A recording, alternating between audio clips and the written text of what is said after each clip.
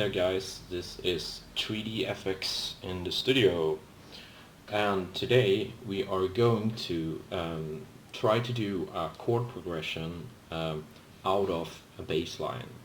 And this is a very good skill that you can have to make a habit out of making chord progression out of your bass line, because when you have laid out your bass line you can easily make a chord progression that fits really well, even if you don't know your music theory or something like that, haven't gone to school, learned that, because I for sure haven't. I'm just as you. So anyway, I'm gonna try to listen to this chord progression here, and we're gonna try to snuff out what we need, so we're gonna check it out. So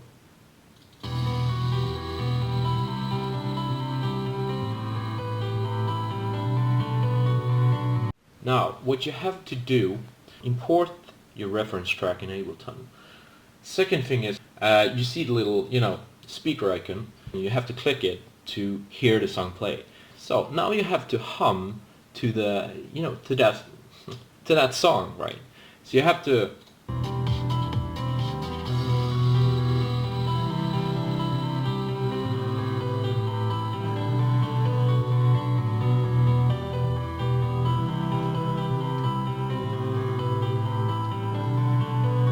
That's kind of the bass line.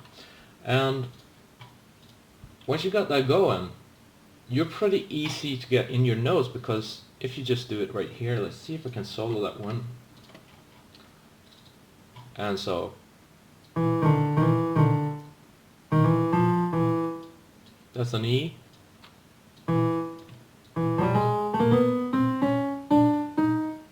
That's also an E, an octave higher.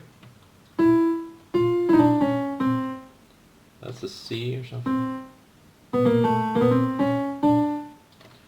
And that's a D. And that's basically all you need for the first notes. So that will sound like.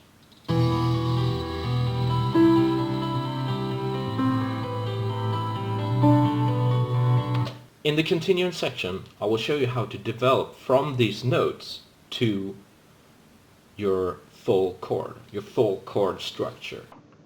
So let's see if we can get these notes down that we need for the chord structure here. So for the first note that we see right here, we have an E, E1 there. And for the second note, we should have E2.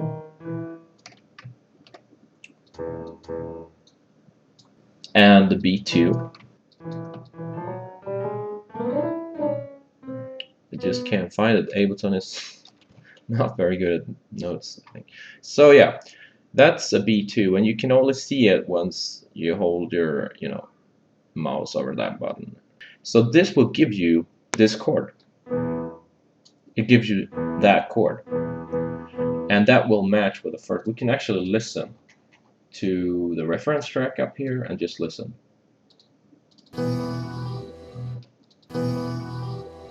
Maybe you can hear, maybe you can't. So that's the first chord. We're gonna fix the second one now.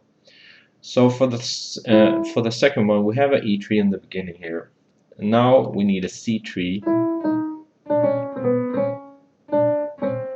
Here you go. So we have an E, we have a C, and now we need a G. So G2, go down to octave 2 there. So this gives us, and that becomes, just drag over it to here. Okay, so if we play those two together, we will know that this works. So let's try. So yeah, that kind of works. So let's move on.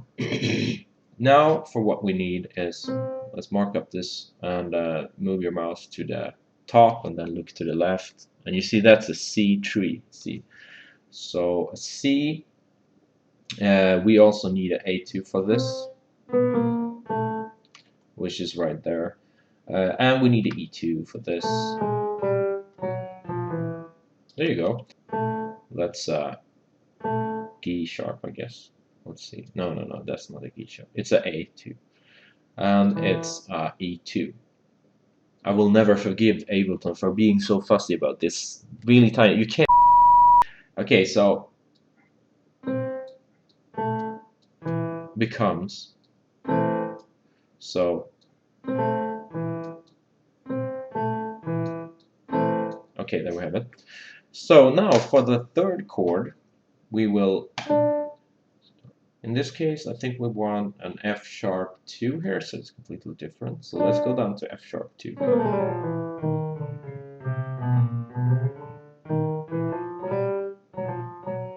There it should be.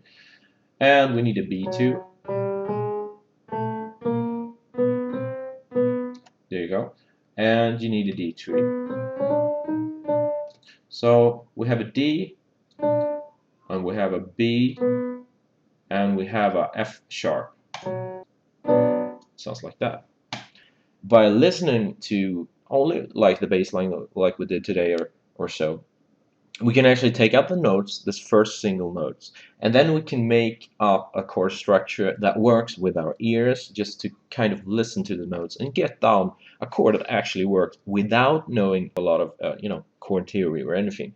But the more you actually train it like that, the more easier it will get for you to hear what actually works in your kind of mix. And chords are the foundation for music, so it's extremely important that you get it right. Yeah, so let's just check this out.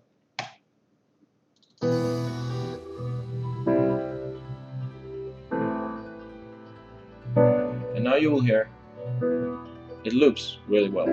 As you can hear, it kind of works.